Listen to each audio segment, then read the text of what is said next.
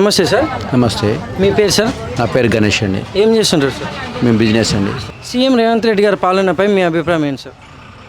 ఏ ప్రభుత్వం అయినా ఉచితాలు ఇచ్చి అప్పుల పాలు చేసి జనాలకి ఉచిత అనవసరమైన హామీలతో ఇబ్బందులు పెట్టడం తప్పితే కొత్తగా చేసేది ఏం లేదండి. ఎందుకంటే ఏంటంటే ఇప్పుడు ఉచిత పథకాలతో జనాలను ఇబ్బంది దేశం రాష్ట్రం అప్పుల పాలై భూములు అమ్ముకునే పొజిషన్కి తీసుకొస్తారండి. ప్రతి ఒక్కటి అంతే, కేసీఆర్ అయినా రేవంత్ రెడ్డి అయినా సరే ఉచిత పథకాలంటూ జనాలకు ఇచ్చి రాష్ట్రంలో ఉన్న భూములని గవర్నమెంట్ భూములను అమ్ముకొని కట్టే పొజిషన్ తీసుకొస్తున్నారు.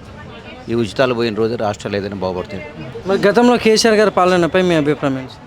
కేసీఆర్ కూడా అదే పరిస్థితి అండి. అప్పులు చేసి జనాలకు పంచి పెడుతున్నారు. అప్పు చేసి పప్పు కూడా అనే రీతిలోనే ప్రభుత్వాలు నడుస్తున్నాయి. కానీ అభివృద్ధి అనే దాని చాలా కుంటుపడిపోయినాయి రెండు రాష్ట్రం వల్ల.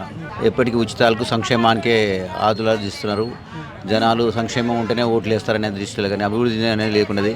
భవిష్యత్ తరాలకి గవర్నమెంట్ భూములు అనేది లేకుండా చేసుకుంటారు. Thank you sir.